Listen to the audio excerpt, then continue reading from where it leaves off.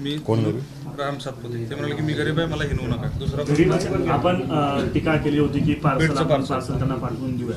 मग हे तुम्ही निवडून दिलं होतं जनतेनं, मोहिते पाटील त्यांना सहकार्य होतं.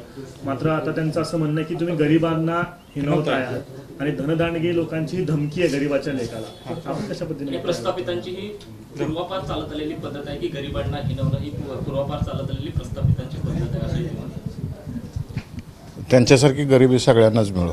दुसरं ते असं म्हणाले की तुमची राजकीय कारकीर्द वळचलेली गेली होती, तुम्हाला देवेंद्र फडणवीसांनी आमदार केलं हे विसरू नका, असं त्यांचं वाक्य. मी अजून त्यांच्या त्या बाईट्स बघितलेल्या नाहीत, बाईट्स बघून मी सांगेन. उमेदवारी अर्ज आपण आज दाखल केलेला आहे. विजय संकल्प करताय, काय संकल्प केला आणि कशा पद्धतीने पुढे जात आहे वाटतं? सकर्मशी शंकरराव मोहिते पाटील साहेबांनी सांगितलेलं आहे, जेव्हा जीवमान असेपर्यंत जनसेवा करा, तेच डोक्यात ठेवून चाललंय पुढं. पाण्याचा प्रश्न गंभीर होता या मतदारसंघामध्ये. मात्र मोहिते पाटील असतील किंवा शिंदे घराणं असेल, या दोघांनी 40 वर्ष सत्ता केली, मात्र पाण्याचा प्रश्न मिटवू शकले नाही असं म्हणतायत. काय उत्तर असणार आहे देवेंद्र फडणवीस?